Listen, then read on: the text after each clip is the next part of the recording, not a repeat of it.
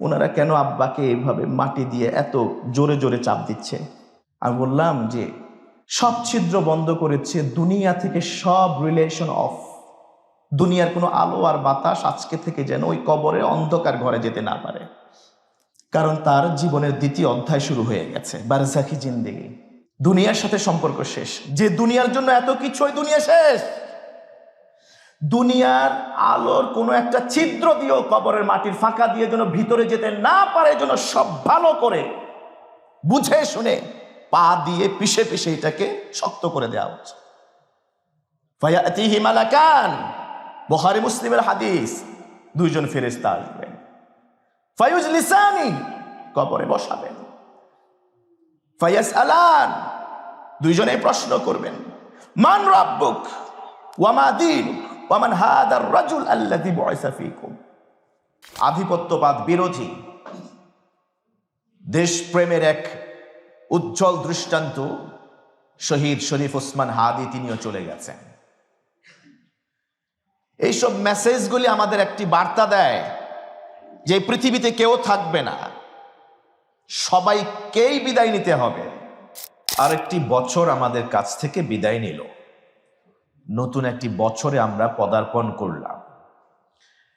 এই যে বিদায় নেওয়া আমাদের জীবন থেকে একটি বছর আমাদের বার্তা দেয় আমরা পরকালের পথে আরেক ধাপে গিয়ে। সামনে আমাদের জন্য অপেক্ষা করছে এক সফর, যেই সফরের কোনো শেষ নেই। ওই সফরে গন্তব্য আমাদের জানা, হয় জান্নাত না হয় জাহান্নাম, নির্ভর করছে আমাদের কৃতকর্মের উপরে। রব্বে কারীম দ্ব্যর্থহীন কণ্ঠে বলেছেন, ফামান শাআ ফালইউমিন ওয়া মান শাআ ফালইয়াকফুর। মানুষকে আমি শ্রেষ্ঠ সৃষ্টি হিসেবে এই পৃথিবীতে পরিচয় করিয়ে দেওয়ার পর আমি তাকে ইখতিয়ারের সুযোগ দিয়েছি। আমি তাকে সৎ এবং অসৎ, ভালো মন্দ এই দুই পথের বিস্তারিত বিবরণ আমি বান্দার সামনে তুলে ধরেছি। আমি বলে দিয়েছি আমাকে পাওয়ার জন্যে, আপন গন্তব্যে পৌঁছানোর জন্য নির্বিঘ্নে একটা মাত্র রাস্তা, বেশি রাস্তার দরকার নাই। আর কেউ যদি আপন গন্তব্যচ্যুত হয়ে পথভ্রষ্ট হতে চায় এবং আলটিমেটলি জাহান্নামে দাখিল হতে চায়, জাহান্নামের আগুনের ইন্ধন হতে চায়, তার জন্য অনেক পথ খোলা আছে। ফামান শাআ ফালইউমিন, অতএব যার মন চায় সে ঈমান আনয়ন করবে, সঠিক সোজা রাস্তায় চলবে। ওয়া মান শাআ ফালইয়াকফুর, যে ধ্বংস হতে চায়, নিজের বিনাশ টেনে আনতে চায়, সে অস্বীকার করুক। ফাতাত্তাবিউস সুবুল, মন চাইলে সে বহু দ্বিধা বিভক্ত ওই পথে শাখা উপশাখায় সে চলাফেরা করুক, কিচ্ছু আসে যায় না আমি আল্লাহ।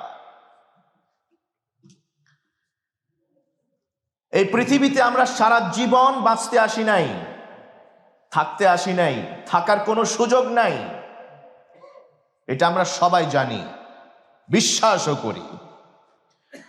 পৃথিবীর ইতিহাসে এক অনন্য দৃষ্টান্ত, সম্ভবত ইতিহাসে স্বর্ণাক্ষর ইতিমধ্যে লেখা হয়ে গেছে। এই যে গেল জানাজা মানুষ এক্সপেরিয়েন্স করেছে, দেশনেত্রী বেগম জিয়ার এই জানাজা পৃথিবীর মানুষকে অবাক করে দিয়েছে। কত নির্যাতন, কত জুলুম, কত অত্যাচার, অবিচার, কত বঞ্চনা উনাকে দেওয়া হয়েছে, কিন্তু দেশের স্বার্থে, দেশের প্রেমে, জনগণের কল্যাণে তিনি আপোষহীন ছিলেন। এক মহাকাব্য রচনা করে গেছেন, মানুষের ভালোবাসা পেয়েছেন। এটা আমরা জানি, মানুষের ভালোবাসা পাওয়ার আগে আরশে আযমের ভালোবাসা পেতে হয়। যেই ব্যক্তির মর্যাদা রবের কাছে অনেক বেশি, তার মর্যাদা পৃথিবীর মানুষের কাছে আছে। মানুষ যুগ যুগ ধরে তাকে স্মরণ করে। কোন প্রলোভনে মানুষ সেই দিন জানাজায় এত লক্ষ লক্ষ মানুষ আসেন নাই। জানাজায় শরীক হয়েছেন এক দেশনেত্রী, আপসহীন নেত্রী, আধিপত্যবাদ বিরোধী একজন নেত্রীর জানাজায় অংশগ্রহণ করে সৌভাগ্যবান হবার জন্য এসেছিলেন। তিনিও চলে গেছেন। এর কিছুদিন আগে আধিপত্যবাদ বিরোধী দেশপ্রেমের এক উজ্জ্বল দৃষ্টান্ত শহীদ শরীফ ওসমান হাদি, তিনিও চলে গেছেন।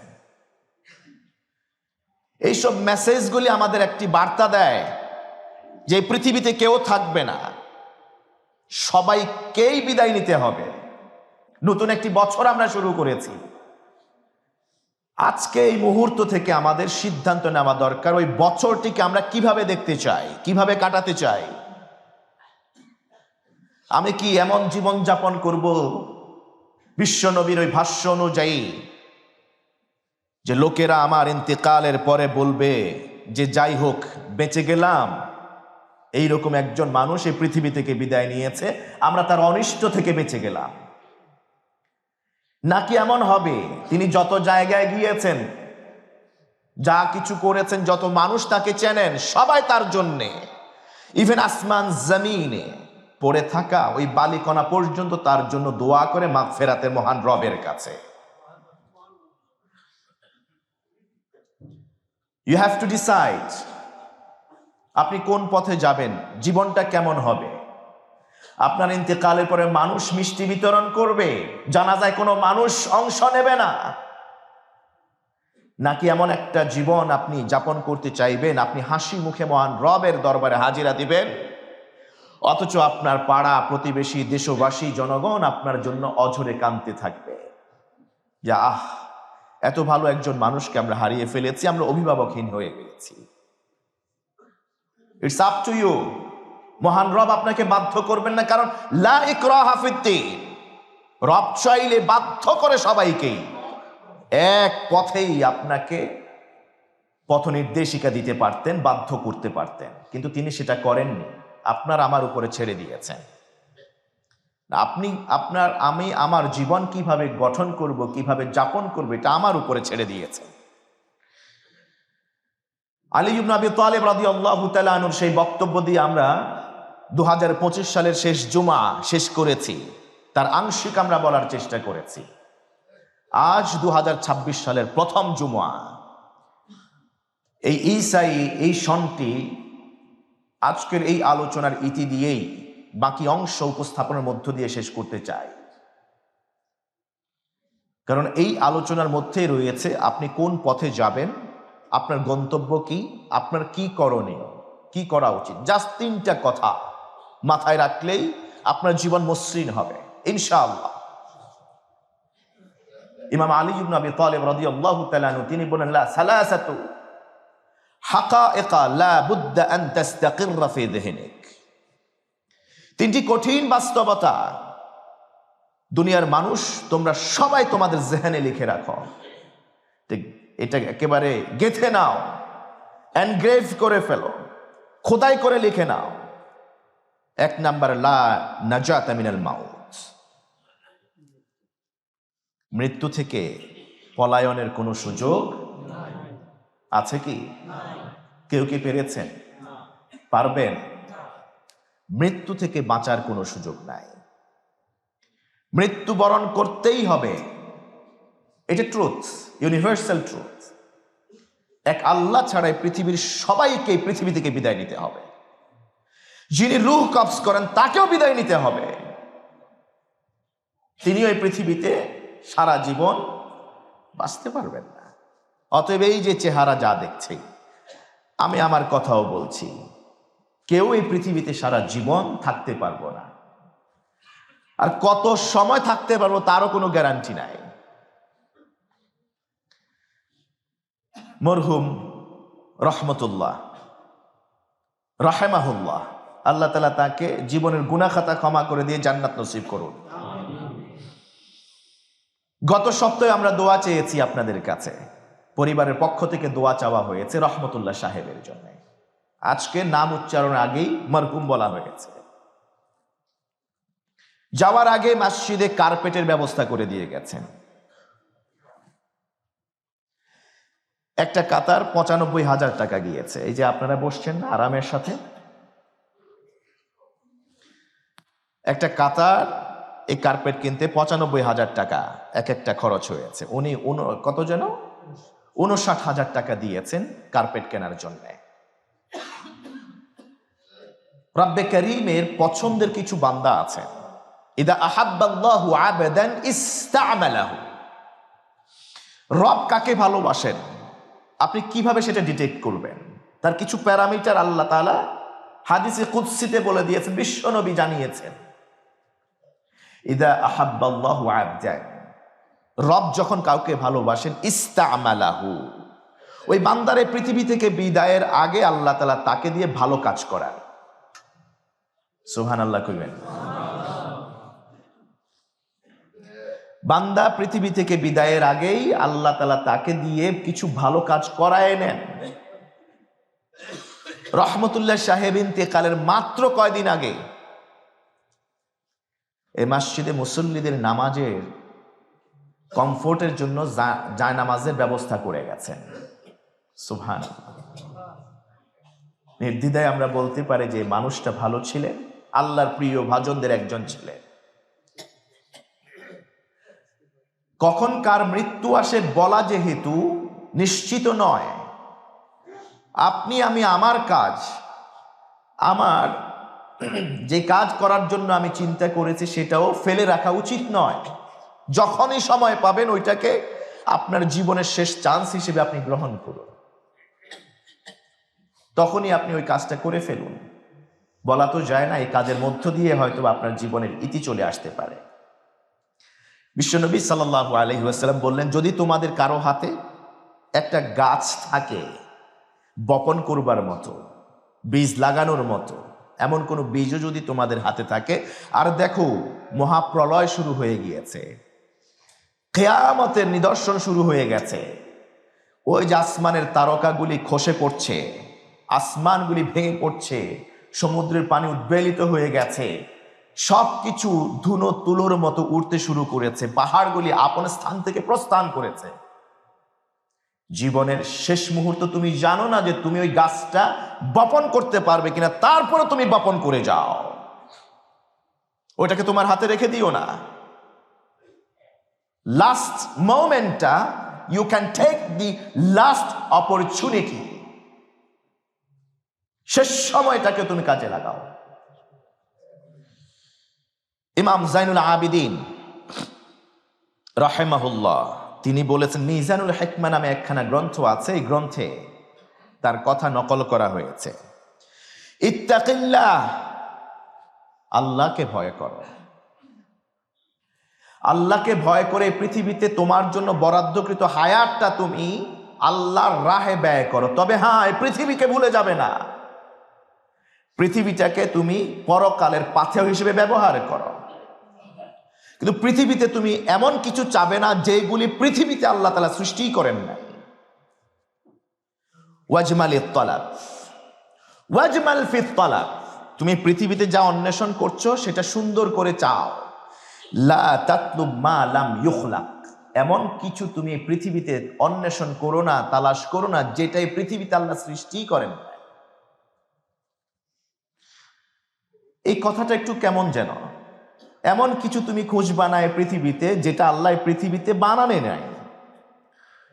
তো তিনি যা আলোচনা করছিলেন ইমাম জাইনুল আবিদিন রাহিমাহুল্লাহ, তখন একজন শ্রোতা সেখান থেকে বলে উঠলেন, ওয়া কাইফা ইউতলাবু মা লাম ইউখলাক, ওটা কি করে সম্ভব যেটা আল্লাহ বানানে নাই পৃথিবীতে সৃষ্টি করেন সেটা মানুষ খুঁজবে, এটা কি কোনো প্রশ্ন, কোনো কথা?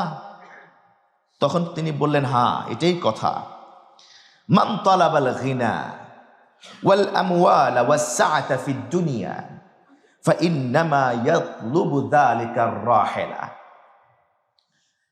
যেই ব্যক্তি এই পৃথিবীতে ধনী হতে চায়, যেই ব্যক্তি পৃথিবীতে সম্পদ অর্জন করতে চায় আর বারবার জমা করে বারবার গুনতে চায়, আল্লাযী জামাআ মালা ওয়া আদ্দাদা ইয়াহসাবু আন্না মালাহু আখলাদা, সে সম্পদ অর্জন করে আর জমা করে ব্যাংক ব্যালেন্স করে, সে মনে করেছে এই কারি কারি সম্পদ তাকে চিরকাল বাঁচিয়ে রাখবে।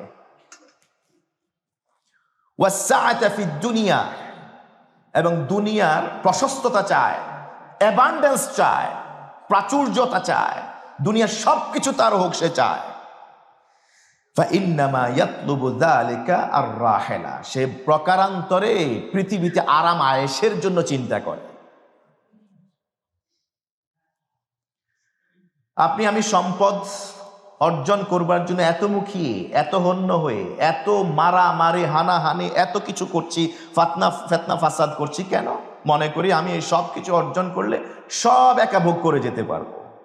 আমি মনে করি এই পৃথিবীতে এগুলি দিয়ে আমার আয়েশ আসবে, আয়েশি জিন্দেগি যাপন করতে পারবো। অথচ ইমাম আলী ইবনে আবি তালেব রাদিয়াল্লাহু তাআলা আনহু তিনি বললেন, লা রাহাতা ফিদ দুনিয়া, তিনটি বিষয়কে, কঠিন বাস্তবতাকে জেহেনে গেঁথে নাও। প্রথমটি হলো লা নাজাতা মিনাল মাউত, মৃত্যু থেকে কোনো নিষ্কৃতি। আর দ্বিতীয়টি কি ভুলে গেছেন? দ্বিতীয় কথা কি ভুলে গেছেন? আমি কাকে জিজ্ঞেস করছি? আপনাদেরকে। মনে নাই? এক সপ্তাহ শেষ। This is the problem, this is the problem. আমাদের ইবাদতগুলি হয়ে গেছে এখন অধিকাংশই ক্ষেত্রে আনুষ্ঠানিকতা সর্বস্ব, আনুষ্ঠানিকতা মাত্রই। বেগম জিয়া জানাজাতে লক্ষ লক্ষ মানুষ হয়েছে। কোন প্রতিবেদন বলছে 24 লাখ, ডিসেন্টের প্রতিবেদন থেকে জেনেছি 34 লাখ মানুষ ছাদে দাঁড়িয়েছে জানা যায়, যে যেখানে পারছেন ওখানে দাঁড়াইছে। ইভেন মেট্রো চলছে, মেট্রোর ভিতরে দাঁড়িয়ে গিয়েছে। আমি সাক্ষী, আমি দেখেছি। মেট্রো চলছে ওই সময় আল্লাহু আকবার, 2টায় জানাজা হওয়ার কথা, 3টা পরে হয়েছে। আল্লাহু আকবার যখন বলছেন ইমাম সাহেব, তখন ট্রেনের মধ্যে সিট ছেড়ে দিয়ে দাঁড়ায় গেছে সবাই। কিসের কাতার আর কিসের কি, যে যেমনে পারছে এমনে দাঁড়াইয়া, কে কোন দিকে ফিরছে ডাজেন্ট ম্যাটার, জানাজায় শরীক হয়ে গেছে। আল্লাহু আকবার। বলেন এই জানাজা হয়েছে ওনাদের? হয়েছে?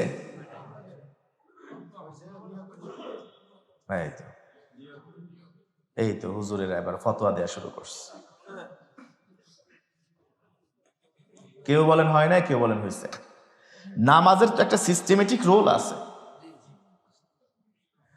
আপনি বিশেষ করে জানাজার সালাতের আলাদা স্পেশাল কিছু বাড়তি রুল আছে। কাতার সংখ্যাও আপনার বিজোড় করবেন, কাতার ইমামের আগে দাঁড়াবে না, কিংবা আপনার জানাজার সেই মাইয়াতের আগে দাঁড়াবে না।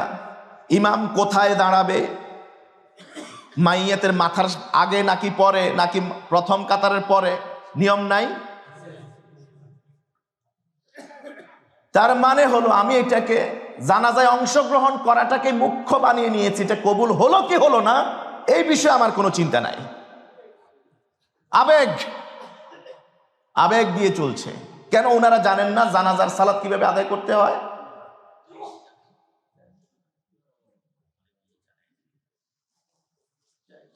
আমরা জানি কিন্তু মাথায় রাখি না, জানি কিন্তু আমলে নেই না, জানি কিন্তু সেটা প্রয়োগ করি না। সমস্যাটা এই জায়গায়। 1 সপ্তাহ হয়েছে আমি বলেছি আমার জীবনে বছরটা শেষ করছি আর একটা বছর শুরু করছি। যে কথাগুলো বলা হয় মনে করতে হবে যে বছরের পুরো নির্যাসটাই আমি শেষ জুমাতে, আমি বছরের শেষ জুমায় আমি কথা বলছি। এত গুরুত্বপূর্ণ একটা বিষয়। আমাকে ডাক্তার বলছে আপনি 1 মাস কথা বলবেন না। আপনারা জানেন দীর্ঘ কয়েক সপ্তাহ ধরে আমার গলায় সমস্যা। যারা আমার সাথে ফেসবুকে কানেক্টেড আছেন আপনারা জানেন। ডাক্তার আমাকে বলছে 1 মাস আপনি কথা বলবেন না। গত জুমায় কথা বলেছে, আমার গলার ভয়েসে ভালো হচ্ছে না। আমি আপনাকে বুঝাতে পারবো না আমার কত কষ্ট হচ্ছে।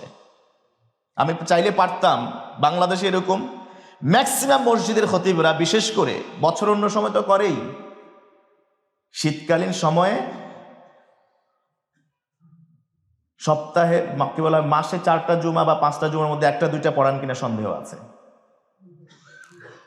আমার জীবনে আমি এখানে প্রায় 8 বছর কয়টা জুমা এখান থেকে কামাই দিয়েছি আপনারাই সাক্ষী। আমার দাওয়ার জন্যে আমি জুমার এই প্ল্যাটফর্মটাকে বেছে নিয়েছি। আমি চেয়েছি গত একটা বছরে যে কথাগুলি আপনাদেরকে বুঝাতে চেয়েছি সেগুলির উপরে একটা সামাপ আপনাদের সামনে তৈরি করি, পেশ করি। জাস্ট 3টা কথা মাথায় রাখতে বলেছিলাম, তাও আমার কথা নয়, আলী ইবনে আবি তালিবের কথা। একটা কথা ছিল লা নাজাতা মিনাল মাউত। এটা বিশ্বাস হয় কিনা যে আপনি অবশ্যই আমি সবাই মরবো, এটা কি বিশ্বাস হয় নাকি সন্দেহ আছে?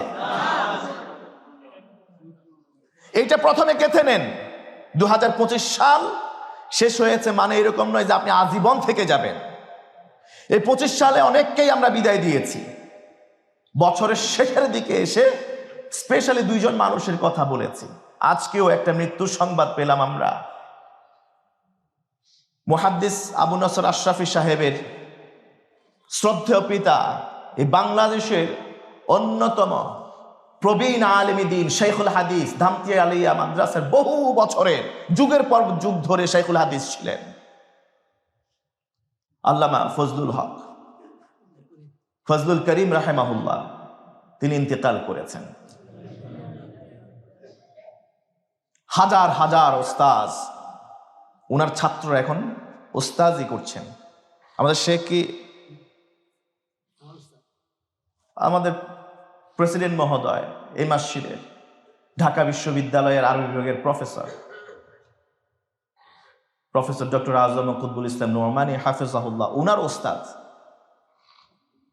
ওনার সন্তান মুহাদ্দিস আবু নসর আশরাফির নাম শুনেন নাই, ওয়াজ শুনেন নাই, আলোচনা শুনেন নাই, এরকম মানুষ আছে নাকি? তিনি ইন্তেকাল করেছেন।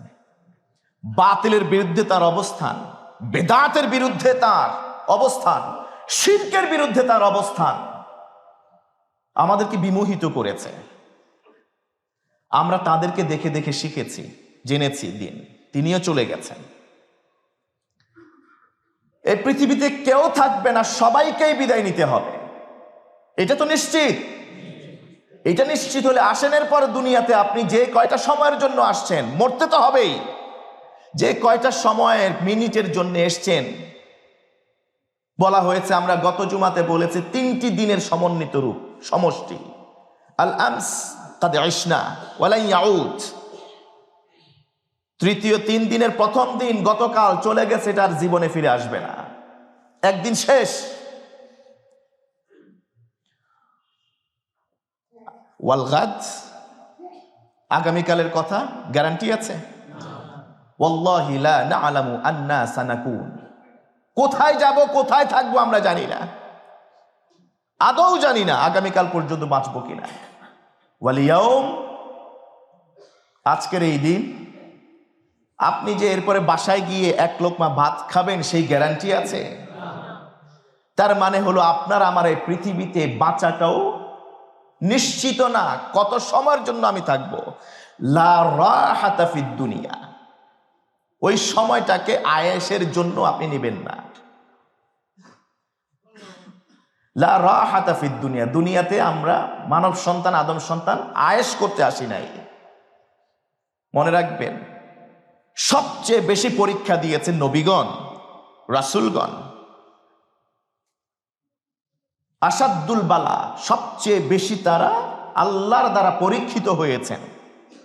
নবী আইয়ুবের কথা বলেন, নবী ইউনুসের কথা বলেন, নবী জাকারিয়ার কথা বলেন, নবী ইয়াহিয়ার কথা বলেন, ঈসার কথা বলেন, মূসার কথা বলেন। কোন নবীর কথা বলুন? সর্বশেষ চূড়ান্ত নবী, নবী মুহাম্মদুর রাসূলুল্লাহ সাল্লাল্লাহু আলাইহি ওয়াসাল্লাম। কার কথা বলবেন? কে আয়েশি জিন্দেগি যাপন করেছেন?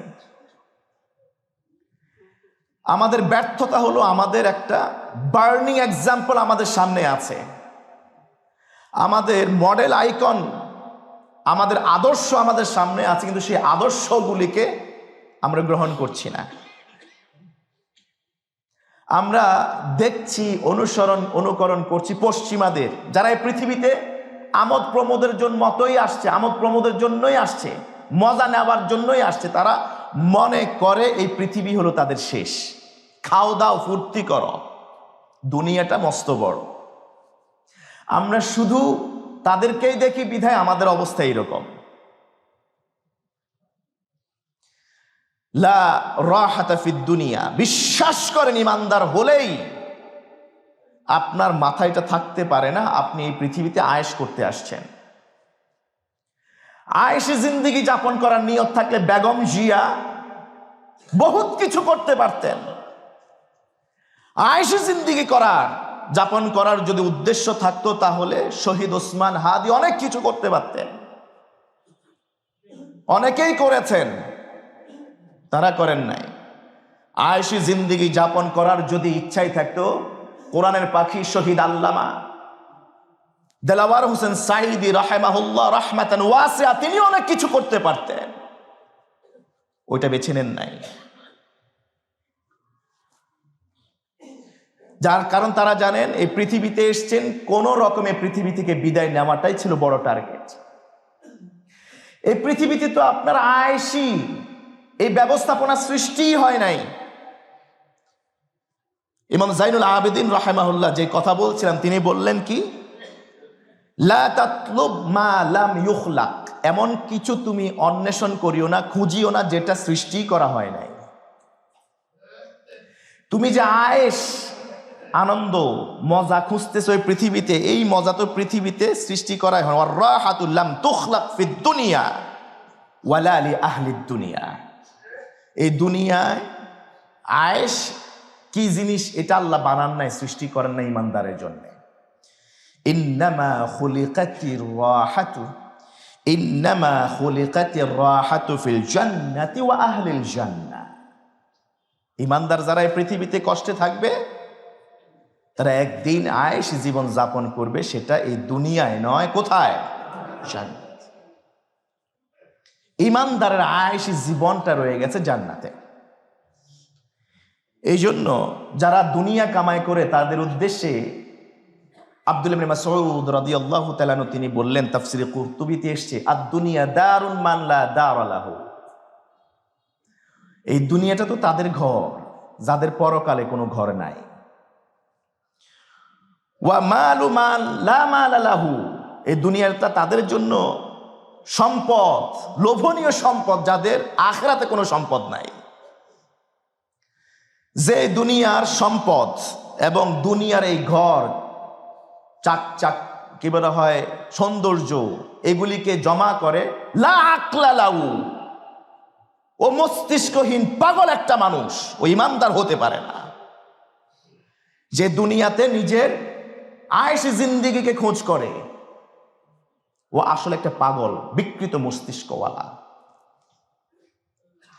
এই পৃথিবীতে আমাদের শান্তি নাই যদি ইমানদার হয়ে থাকেন, কারণ আল্লাহ তাআলা যার ঈমান যত বেশি, বিশ্ব নবী সাল্লাল্লাহু আলাইহি ওয়াসাল্লাম বলেছেন, তাকে আল্লাহ তাআলা তত বড় পরীক্ষা দিবেন।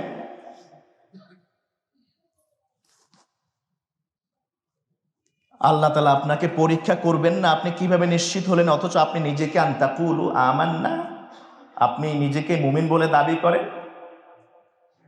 আপনি যদি ইমানদার হয়ে থাকেন, বিশ্বাস করেন আপনার ঈমানের ওয়েট যতটুকু, আপনার বালা মুসিবত কষ্ট যাতনা ওই ওয়েট অনুযায়ী হবে। এই জন্য নবীরা সবচেয়ে বেশি পরীক্ষার সম্মুখীন হয়েছেন, কারণ তাদের সবচেয়ে বেশি ঈমান ছিল।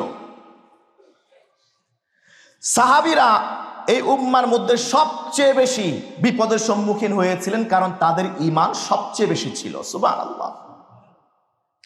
আর আমরা এমন ঈমানদারি জীবন যাপন করতেছি মুসলমান হিসেবে, আমাদের কোনো বালা মুসিবতই নাই। তার মানে হলো আমার ঈমানের নাম্বার এটা শূন্যের কোঠায়। নবীজি সাল্লাল্লাহু আলাইহি ওয়াসাল্লাম বললেন, নুসিরতু বির-রু'বি মাসিরাতা শাহরিন, মহান রব আমাকে এমন 6টি অলৌকিক বিস্ময়কর মুজিজা দিয়েছেন, ক্ষমতা দিয়েছেন, যেটা অন্য কোন নবী রাসূলকে দেন নাই। এর মধ্যে একটি হলো নুসিরতু বির-রু'ব, আমাকে আল্লাহ তাআলা বহু যুদ্ধে বিজয় দিয়েছেন, সংখ্যায় কম ছিলাম কিন্তু বিজয় দিয়েছেন কে? ওই অস্ত্র প্রস্তুতির কারণে দেন নাই, বিররবি মাসিরাতা শাহরিন। আমি তাকবীর ধ্বনি দিয়েছি 1 মাস দূরে, রাস্তা দূরে যেসব সৈন্যরা আমাদের উপর আক্রমণ করবার জন্য সংখ্যায় অনেক বেশি হয়ে অপেক্ষার প্রহর গুনছিল, ওই তাকবীরের ধ্বনির কারণে তাদের অন্তর ছিন্ন ভিন্ন হয়ে গিয়েছে। এক সময় তাকবীরের ধ্বনি, লিল্লাহে তাকবীর, তাকবীরের ধ্বনি দিয়ে কাফের মুশরিকদেরকে পরাভূত নাস্তানাবুদ করে দেওয়া হতো। আর এখন তাকবীরের ধ্বনি দেয়া হয় 5 ওয়াক্ত, ঘুম থেকেও ইমানদারকে জাগাতে পারে না মুয়াজ্জিন।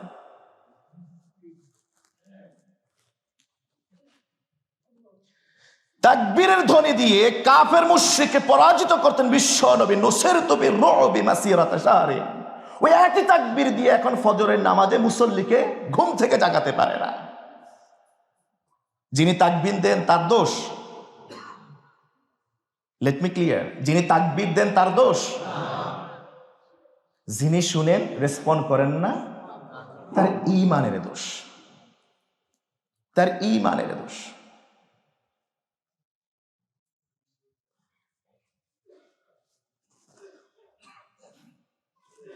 পৃথিবীতে আমরা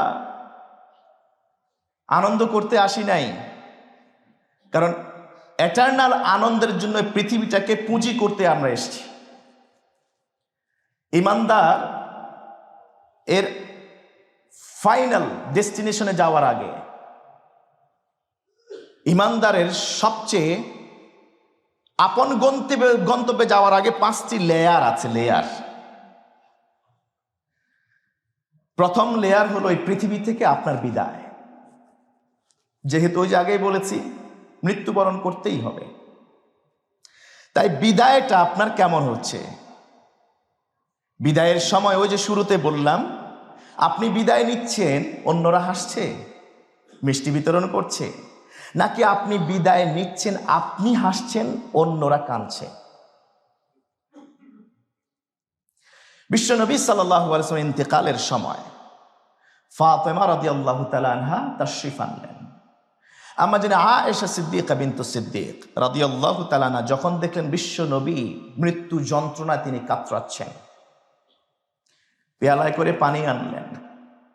আম্মা জান আয়েশা বিশ্বনবীর হাত মোবারক নিলেন, পানির ভিতরে চুবাইলেন, আবার আল্লাহ রাসূলের হাত দিয়ে তার চেহারা মোবারক মুছে দিচ্ছিলেন বারবার। যত মুছে দিচ্ছেন পানি দিয়ে তত শুকিয়ে যাচ্ছে, তত ঘামাচ্ছিলেন বিশ্বনবী। নবীজি বললেন, লা ইলাহা ইল্লাল্লাহ ইন্না লিল মাউতি লাসাকারাত, লা ইলাহা ইল্লাল্লাহ ইন্না লিল মাউতি লাসাকারাত। আল্লাহ ছাড়া কোনো মাবুদ নাই, নিঃসন্দেহে মৃত্যুর রয়েছে মৃত্যু যন্ত্রণা, মৃত্যুর যন্ত্রণা, মৃত্যুর যন্ত্রণা রয়েছে। ফাতেমা রাদিয়াল্লাহু তাআলা অঝরে কাঁদছেন। এসে বললেন, ওয়া কারাবা ইয়া আবাতা, ওয়া কারাবা ইয়া আবাতা, ও আমার কলিজার টুকরা আব্বা, আপনার না জানে মৃত্যু কত কষ্ট হচ্ছে, আপনার মৃত্যু যন্ত্রণা কত হচ্ছে। নবীজি সাল্লাল্লাহু আলাইহি ওয়াসাল্লাম মুচকি হেসে দিলেন, বললেন, লা কারাবা আলা আবিকি বাদাল ইয়াউম, ও আমার কলিজার টুকরা ফাতেমা, মৃত্যু যন্ত্রণা সবাইকেই পাবে, কারো কম কারো বেশি। মৃত্যু যন্ত্রণা এমন এক যন্ত্রণা, তুলনা করা হয়েছে এমন কাঁটাওয়ালা বৃক্ষের সাথে, যেই বৃক্ষের ডালপালা অসংখ্য মানুষের পেটের ভিতরে ঢুকিয়ে দেয়া হলো, ওই বৃক্ষের গোড়া ধরে টান দিলে এই কাঁটাগুলি যেমনি ভাবে নাড়ি ভুড়ি ভিতরে যত যা কিছু আছে সব কিছু পেঁচিয়ে ছিঁড়ে বের করে নিয়ে আসে, ছিন্ন ভিন্ন করে ফেলে। মৃত্যুর যন্ত্রণা এমনটাই। ইন্না লিল মাউতি লাসাকারাত, রাহমাতুল আলামিন নবী মুহাম্মদুর রাসূলুল্লাহ সাল্লাল্লাহু আলাইহি ওয়াসাল্লাম কাঁদছেন। আর শাহজুর মালিকের সহ্য হয় নাই, জিবরিলকে পাঠায় দিলেন, জিবরিল যাও আমার পেয়ারা হাবিব কেন কাঁদছে প্রশ্ন করো। যদিও তিনি জানতেন। বিশ্বনবী সাল্লাল্লাহু আলাইহি ওয়াসাল্লাম বললেন, আল্লাহুম্মা গফির লি উম্মতি, আল্লাহ আমি কাঁদতেছি আমার উম্মতের জন্য, তাদেরকে মাফ করে দেন। জিবরিল বললেন, আল্লাহ আপনার হাবিব তো এই কথা বলেন। আল্লাহ তাআলা বলেন, আবার যাও আমার নবীকে গিয়ে আমার এই শুভ সংবাদ দাও, ইন্না সানুরদিকা ফি উম্মাতিক, ইন্না সানুরদিকা ফি উম্মাতিক। ও নবী আপনি কাঁদেন না, আপনার চোখের পানি আমি সহ্য করতে পারি না, আপনার এই কষ্ট আমি নিতে পারি না। আমি আপনাকে ঘোষণা করছি, আপনার উম্মতকে সন্তুষ্ট করে আমি আপনার মুখে হাসি ফোটাবো।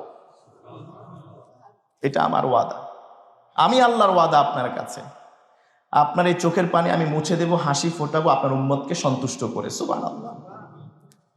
সেই নবীর মৃত্যু যন্ত্রণা হচ্ছে। ফাতেমা বললেন, আব্বা আপনার কত কষ্ট হইতেছে, সহ্য করতে পারতেছে না। নবীজি মুচকি হেসে বললেন, লা কারবা বাদাল ইয়াউম ইয়া ফাতেমা, ফাতেমা আজকের পর থেকে আর কোনো কষ্ট নাই, শেষ। কষ্টের জন্য আসছি, আয়েশ করতে আসি নাই, কষ্ট শেষ, নিঃশ্বাসটা যাইতে দেরি। আল্লাহুম্মা আর রফিক আল আলা, আল্লাহুম্মা আর রফিক আল আলা, আল্লাহ আমি আপনার সান্নিধ্য চাই, আপনার কাছে যেতে চাই। আম্মা জান আয়েশা সিদ্দিকা বললেন, বিশ্বনবী এই কথা বলতে দেরি মা লাতিয়াদু, যে নবীকে আমি আমার কলিজার সাথে বুকের সাথে জড়িয়ে ধরে রাখলাম, তার পিঠের নিচে দিয়ে আমি হাত ঢুকাই আমার রাসূলকে আমি এভাবে আলিঙ্গন করে জড়িয়ে ধরে রাখলাম।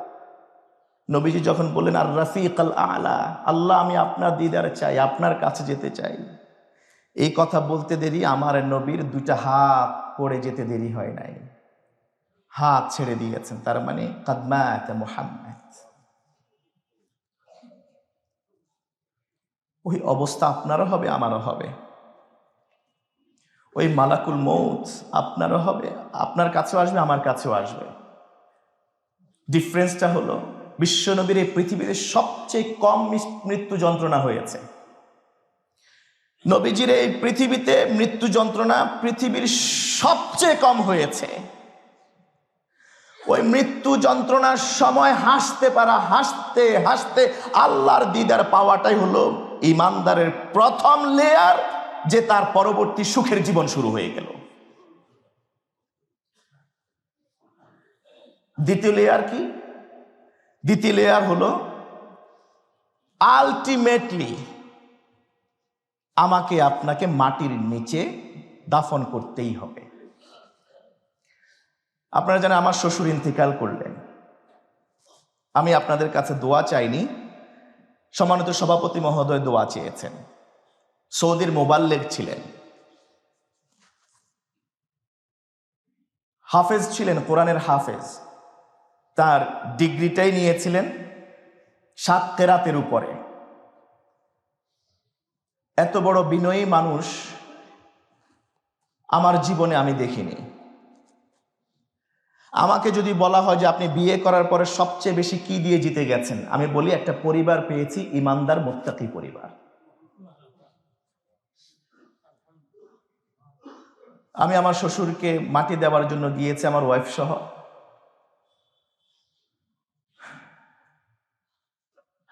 কবর খনন করা হয়েছে, কবর দেওয়া হয়েছে, উপর দিয়ে সবাই উঠে উঠে মাটিগুলি ভালো করে চাপা দিচ্ছে, কেউ খুন্তি দিয়ে, কেউ কোদালের ওই যে কি বলা হয় ডাঁট দিয়ে, কেউ পা দিয়ে ভালো করে। আমার ওয়াইফ দূরে ছিল, পর্দার ভিতরে ছিল, আমাকে জড়িয়ে ধরে বলতেছে, ওনারা কেন আব্বাকে এইভাবে মাটি দিয়ে এত জোরে জোরে চাপ দিচ্ছে?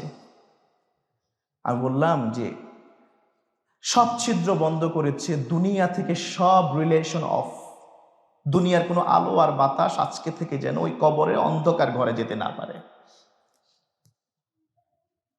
কারণ তার জীবনের দ্বিতীয় অধ্যায় শুরু হয়ে গেছে, বারজাখি জিন্দেগি, দুনিয়ার সাথে সম্পর্ক শেষ। যে দুনিয়ার জন্য এত কিছু, ওই দুনিয়া শেষ।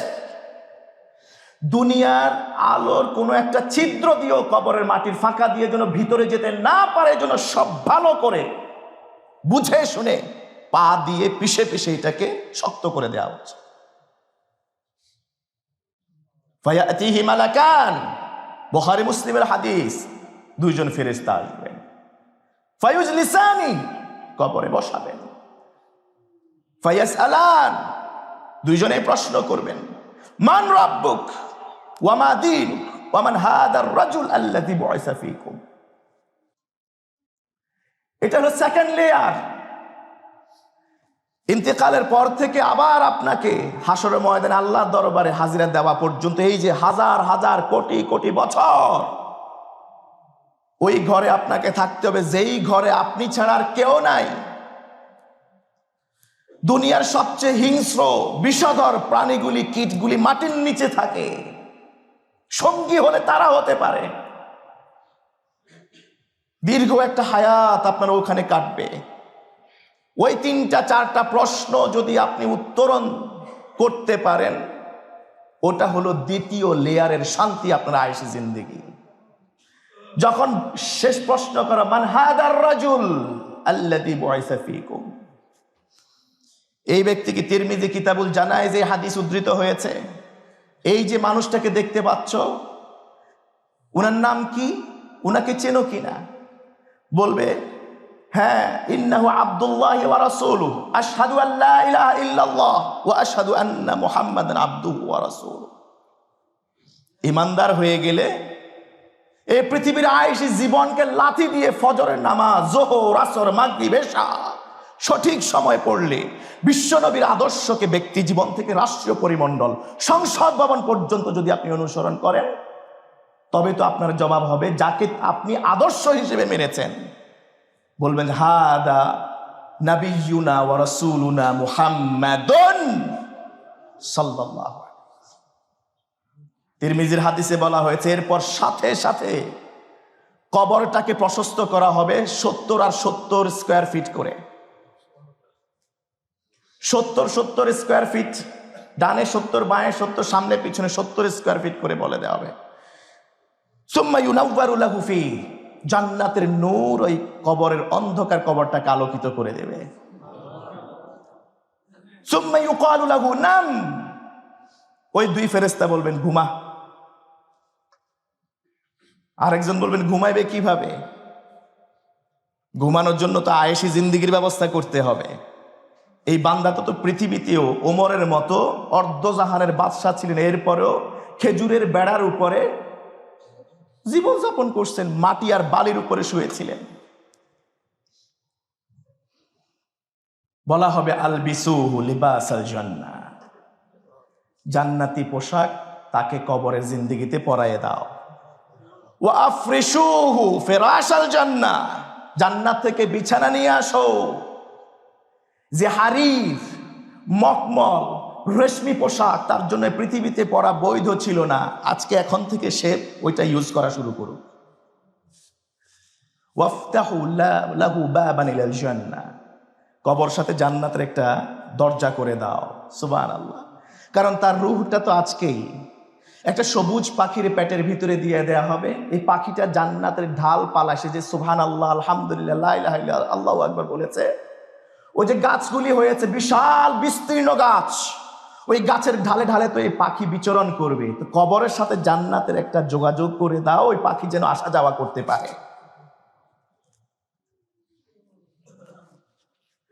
বলা হবে নাম কানাউমিল আরুস, নতুন দুলহানের মতো ঘুমাইতে থাকো। সুবহানাল্লাহ। ওই বান্দা ইমানদার করবে কি, কবরে ফেরেশতাদেরকে থামো, ঘুমাবো পরে। সুবহানাল্লাহ কইলেন না? থামো, ঘুমাবো পরে। আমি আগে আমার পরিবারের কাছে যাব, আমার সাথে যে কি আচরণ করা হইতেছে, আমি যে দুনিয়াতে কষ্ট স্বীকার করেছি, এখন আমাকে কি দেয়া হইতেছে, এটা আমি আমার পরিবারকে আগে জানাই আসি। ফেরেশতারা বলবেন ওই সুযোগ নাই। খোদ আরশে আজিমের মালিক তিনি দায়িত্ব নিয়েছেন, তোমার এই কবরের জিন্দেগি কেমন কাটছে তোমার পরিবারকে স্বপ্নের মাধ্যমে দেখায় দেবেন।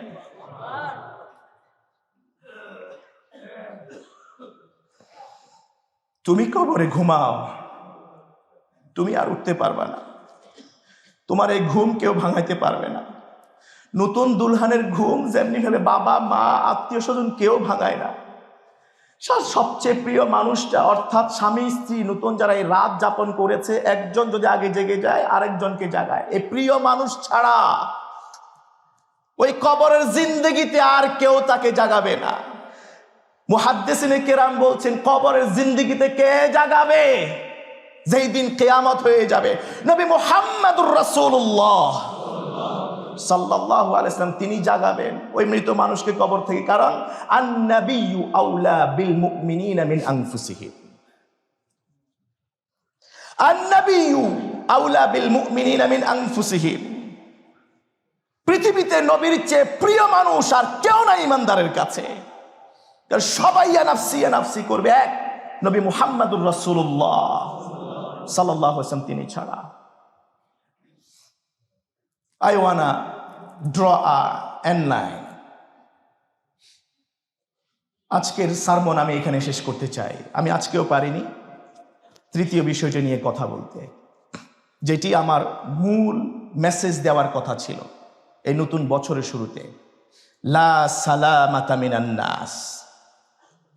যে মানুষের জন্য আপনি এত ভাবতেছেন, এত চিন্তা করতেছেন, যে মানুষকে নিয়ে এত চলাফেরা, এত কিছু আপনি করছেন, লা সালামাতা মিনান নাস, ওই মানুষ থেকে আপনি নিষ্কৃতি পাবেন। আপনি যত ভালো কাজ করেন সমালোচনা থাকবেই, যত মন্দ করেন তাও সমালোচক থাকবে। কারণ ওই মানুষের মুখ আরশে আজিমের মালিককেও ছাড়ে নাই। ওই মানুষের মুখ বিশ্বনবী রাহমাতুল আলামিনকেও কটাক্ষ করতে ছাড়ে নাই। যে মানুষের জন্য আপনি এত কিছু করছেন, লা সালামাতা মিনান নাস, মানুষ থেকে আপনি নিরাপদ না। তাহলে কি করতে হবে? That's the point of discussion. ইনশাআল্লাহ নেক্সট ফ্রাইডেতে আমরা চাইলে, আল্লাহ যদি হায়াতে বাঁচায় রাখেন, আমরা কথা বলবো।